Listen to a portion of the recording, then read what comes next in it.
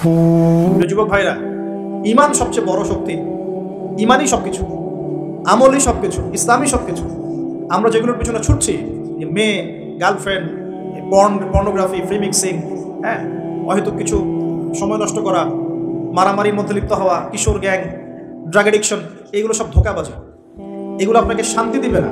আপনাকে শান্তি দিবে দুটো জিনিস, এক হচ্ছে 5 ওয়াক্ত সালাত, আর 2 নম্বর হচ্ছে আল্লাহ রাব্বুল আলামিনের কোরআনুল কারীম। ইনশাআল্লাহ নিয়াত করতে পারি তো ইনশাআল্লাহ 5 ওয়াক্ত নামাজ পড়বো জামাতে, আর রমজান মাসে কোরআন খতম দিব ইনশাআল্লাহ।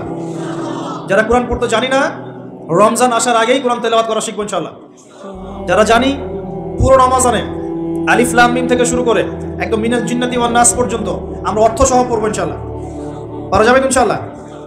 ইন্নামাল আমালু বিন্নিয়াত, কাজের ফলাফল কিসের উপর? নিয়াতের উপর। নিয়াত করেন ইনশাআল্লাহ তাআলা, আল্লাহ রাব্বুল আলামিন আপনাকে তৌফিক দিবেন ইনশাআল্লাহ।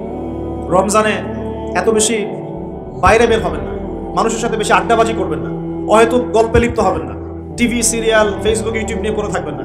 রমজান মাসে বেশি বেশি ফরজের পাশাপাশি নফল আমল করবেন, কোরআন তেলাওয়াত করবেন, জিকির আজগার করবেন, তাসবিহ তাহলিল করবেন, আলেম ওলামাদের সাথে এসে বসবেন, দার্সে এসে বসবেন, তালিম করবেন, মানুষকে ইফতার করাবেন, ইফতার বিতরণ প্রজেক্ট করবেন, মানবতার সেবায় কাজ করবেন, সৎ কাজে আদেশ করবেন, অসৎ কাজে নিষেধ করবেন। রমজানটাকে একটা আমলের মৌসুম বানিয়ে নেবেন ইনশাআল্লাহ। পারবো ইনশাআল্লাহ। নবীজি বলেছেন সেই ব্যক্তির জন্য ধ্বংস যে রমজান মাসকে পেয়েছে কিন্তু রমজানকে পেয়েও তার গুনাহ মাফ করাতে পারে নাই। আল্লাহ আমাদেরকে হেফাজত করুন বলি আমিন। এই দাজ্জাল এই যুবককে হত্যা করে দিবে এবং সে ইহুদিদেরকে নিয়ে, কাদেরকে নিয়ে? ইহুদিদেরকে নিয়ে পুরো বিশ্বটাকে শাসন করবে। এটা হবেই। এখন বলেন তো ইহুদিরা কোথায় আছে? কোন জায়গায় রাষ্ট্র গঠন করেছে? এবং ওই জায়গাটা কি মুসলিমদের না অমুসলিমদের? সেখানে জুলুম হয় না? হয় না? বিমান হামলা করে, বোমা হামলা করে বাচ্চাদেরকে হত্যা করা হয় কি হয় না? এগুলো মানবতা বিরোধী অপরাধ নয়? বিশ্ববাসী তখন মুখে কুলু পেটে বসে থাকে কেন? যত মানবতা খালি মুসলিমদের সাথে দেখাতে হবে? মুসলিমরা যদি, কেউ যদি মুসলিমদেরকে আঘাত করে আর মুসলিমরা বলে যে এই আঘাত করাটা খারাপ, তখনই মুসলিমদেরকে বাঁকা চোখে দেখা হয়।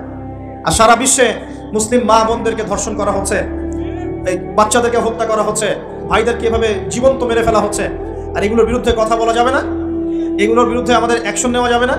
আমরা কি এই জালেমদের এগেইনস্টে বদদোয়া করতে পারবো না? মানুষ উঁচু উঁচু বিল্ডিং নির্মাণের প্রতিযোগিতা করবে এবং দাসী তার মনিবকে জন্ম দিবে, মানে সত্য মিথ্যা ন্যায় অন্যায়ের মানদণ্ড উল্টে যাবে।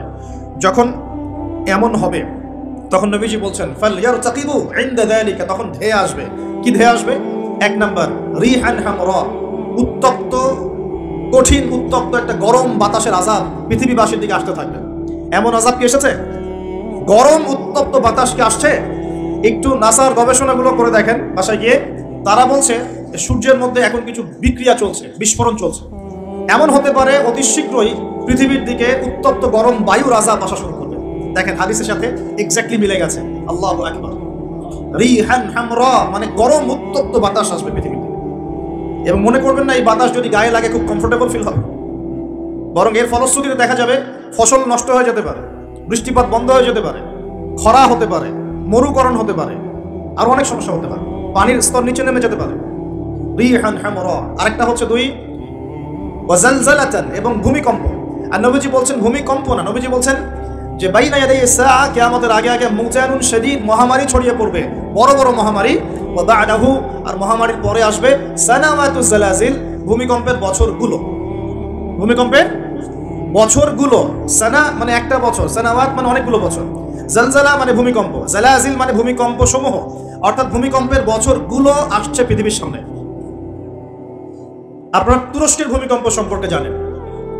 কিছু বিষয় আছে যেটা আমি এখনো মেলাতে পারছি না।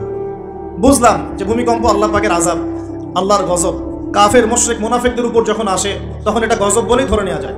আর যখন মুমিন মুসলিমদের উপরে আসে তখন আমরা মনে করি এটা আমাদের হয়তো পাপের শাস্তি, বা আল্লাহ পাক আমাদেরকে সতর্ক করছেন, অথবা রহমত, এর মধ্য দিয়ে আল্লাহ গুনাহ মাফ করে দিবেন, আমরা এমনটা মনে করি। কিন্তু কিছু পয়েন্টস এখনো মিলাতে পারছি না। 1 মাস আগে নেদারল্যান্ডের একজন বিজ্ঞানী বলেছিলেন যে 1.5 মাসের মধ্যে তুরস্কে একটা ভূমিকম্প হবে। 1 মাস আগে নেদারল্যান্ডের একজন বিজ্ঞানী বলেছিলেন 1.5 মাসের মধ্যে তুরস্কে একটা ভূমিকম্প হতে পারে। কিভাবে সে জানলো বা এস্টিমেট করলো এখনো মেলাতে পারি নাই।